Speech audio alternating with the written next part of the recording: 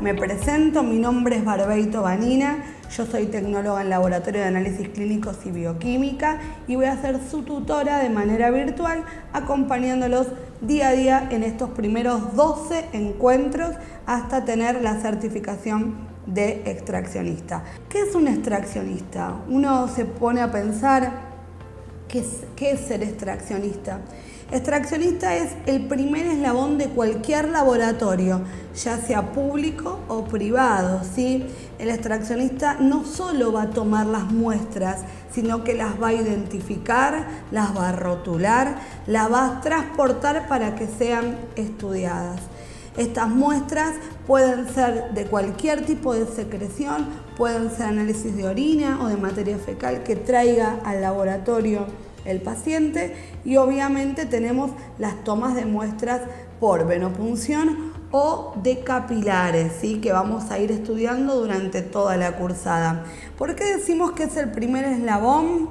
Porque cuando uno va a hacerse una extracción, es la cara que conoce, la cara visible, tenemos miedo que nos trate bien, que no nos duela, y aunque no lo pensemos, no lo interpretemos de esa manera, de esa extracción van a salir luego los resultados donde el médico va a diagnosticar o no, o donde va a otorgar un cambio de antibiótico, de medicación, de tratamiento o no. O sea, van a haber diferentes estudios que van a proceder de esa muestra que se obtiene. Por eso tiene que ser el ambiente más cálido, más acogedor, más normal, entre comillas, para que no se sufra durante el proceso. El extraccionista recibe, clasifica y codifica las muestras biológicas, selecciona material para los estudios porque no va cualquier tubo a cualquier sector, no va cualquier muestra de sangre a cualquier tubo. Puede realizar hisopados, de hecho ustedes van a especializarse también haciendo este tipo de muestras. Va a hacer hemocultivos, que son otro tipo de estudios que son un poquitito más complejos. Prepara y registra muestras biológicas, láminas en fresco y controla los materiales del laboratorio. Fíjense ustedes que nosotros también tenemos que trabajar con normas de bioseguridad para cuidar al paciente y para cuidarnos nosotros. Nosotros tenemos esa responsabilidad, cuidarnos nosotros para cuidar al paciente. Yo no me contagio, que el paciente tampoco se contagie. Lo que nosotros generamos es una cadena de normas de bioseguridad, que la bioseguridad se va a dar desde la arquitectura física del lugar hasta los pasos que seguimos nosotros durante la extracción, ¿sí? Vamos a llevar un control de los materiales del laboratorio. ¿Qué quiere decir llevar un control? Tienen que estar dentro de las fechas de poder utilizarlos. Ya sabemos desde el vamos que una jeringa que esté vencida no garantiza su esterilidad. Una aguja vencida no garantiza la esterilidad. Un tubo vencido no garantiza que el anticoagulante haga lo que tiene que hacer. Entonces, esto también es un control que tiene el extraccionista: el orden, la limpieza, el cuidado del otro. La bioseguridad también tiene que ver con fijarnos que los elementos estén en condiciones. Que no nos falte material en lo posible, tener siempre abastecido de los calibres y de las jeringas que tengamos, de los tubos de recolección, porque tenemos tubos que pueden ser de adultos como pueden ser pediátricos. Este tubo es el mismo, o sea, es el mismo anticoagulante para los mismos estudios. Tenemos un tubo que es adulto y un tubo que es pediátrico, ¿sí? Esto dependiendo siempre del paciente. También tenemos que aprender que pediatría no tiene que ver solo con que son chiquititos. Quizás usemos un tubo pediátrico con un paciente que sea muy dificultosa la venopunción y voy a obtener poquito volumen de sangre. Se le dice pediátrico por el volumen, pero también se puede adaptar al uso de personas obviamente adultas. Prepara reactivos, soluciones, ayuda al profesional, lava, esteriliza y lleva el registro y el control de los pacientes que se atienden. Ustedes van a recibir la orden con la solicitud y también con los troqueles, con los stickers que manda administración, pero ustedes tienen que corroborar que no falte ningún estudio. Ya lo vamos a ver, vamos a estudiar abreviaturas, vamos a reconocer órdenes médicas. Puede ayudar a preparar pruebas, algunas coloraciones sencillas, de hecho tenemos coloraciones para que ustedes aprendan. Empaca, rotula y cuida, como dijimos recién, al paciente y se cuida él mismo. Mantener el orden, el sitio de trabajo, se tiene que reportar cualquier anomalía, o sea, cualquier cosita que nosotros veamos que no sea normal. Va a hacer informes periódicos de todas las actividades que se hacen. Porque, por ejemplo, si hoy fui a trabajar y no había jeringa de 10 mililitros, las solicito, las pido. Nosotros tenemos un libro que se llama Report de novedades. Ese libro lo que nos hace a nosotros es mantener un control. El que toma la guardia o que toma el otro día ve lo que ha sucedido y puede decir, no, mira, Vanina pidió jeringas, no las trajeron, hay que volver a reiterar el pedido. Recuerden ustedes que como en cualquier ambiente laboral las palabras se las lleva el viento, siempre tenemos que tener registro de los pacientes, registro de lo que pedimos y registro de lo que puede llegar a suceder en el ámbito laboral. El extraccionista es una persona muy activa, como les dije al inicio, es quien se va a llevar las flores o no dentro de un laboratorio. Muchas personas dicen, anda a tal laboratorio porque el extraccionista es un amor, saca re bien, no me duele, qué sé yo, y hay días que quizás no nos quieran mucho o no tengamos tanta suerte.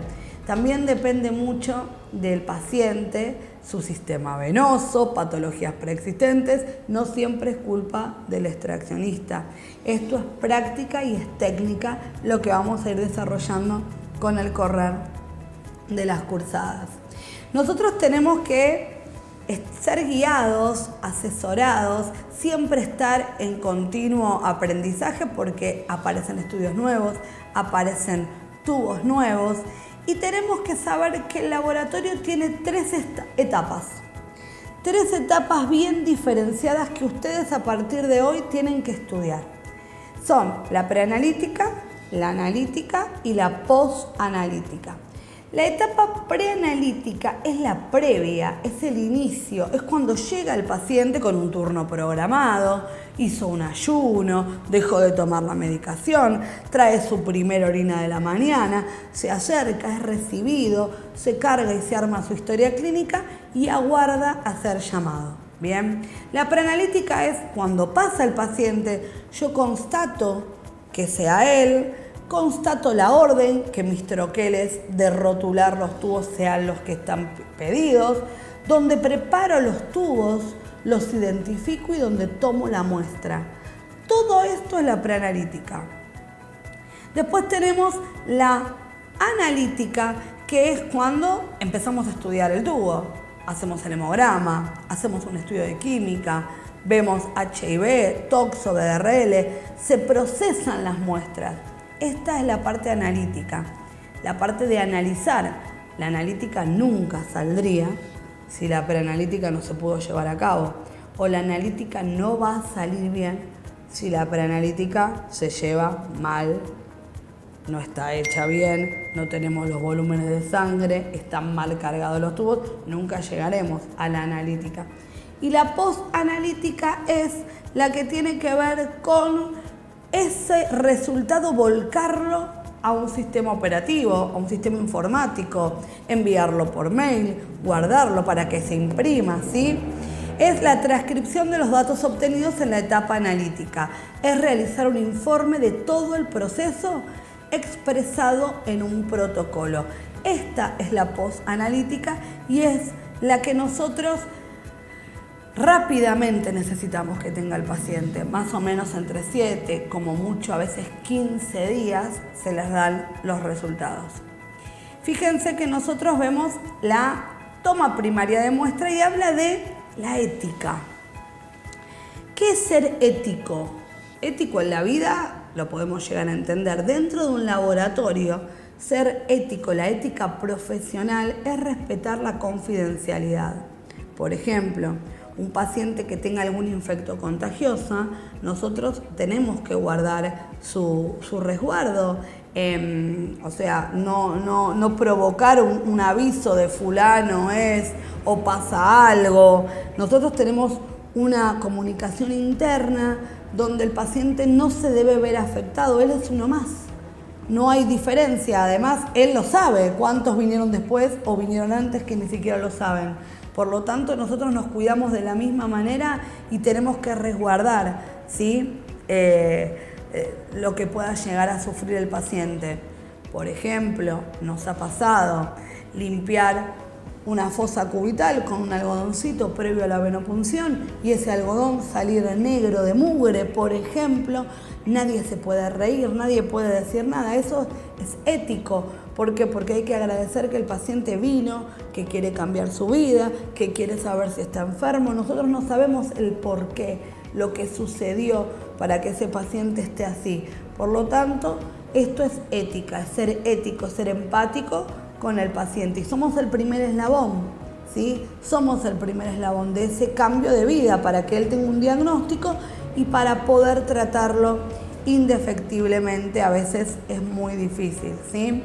Los resultados que incluyan implicaciones graves no deben ser comunicados nunca directamente al paciente, sino a nuestro superior y obviamente al médico que solicita los estudios. Siempre se hace esto porque no sabemos lo que puede llegar a suceder con pacientes. A veces suceden cositas que no podemos solucionar, lamentablemente. No tenemos que almacenar ni retener información. Lo que sabemos lo tenemos que decir siempre a los superiores que nos van a saber guiar.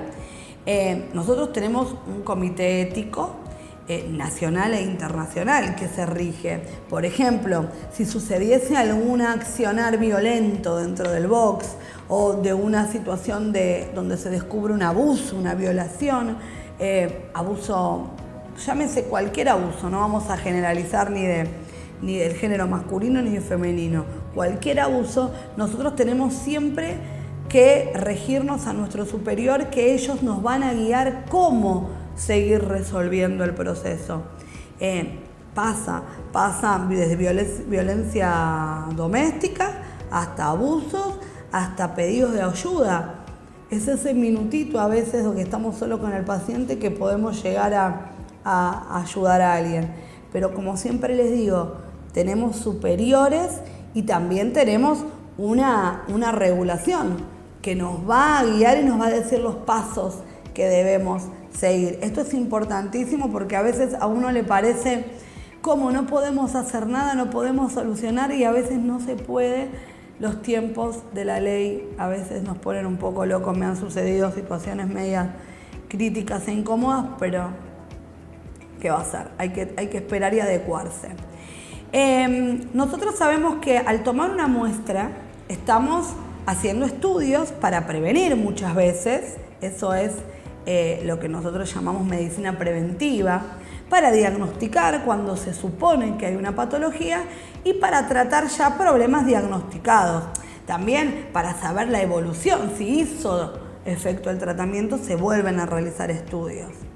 Nosotros vamos a ver que hay diferentes áreas en el laboratorio. Un laboratorio es un lugar, yo les voy a decir hermoso porque es el lugar donde paso muchísimas horas de mi vida desde hace mucho tiempo y uno es como que se siente parte del laboratorio.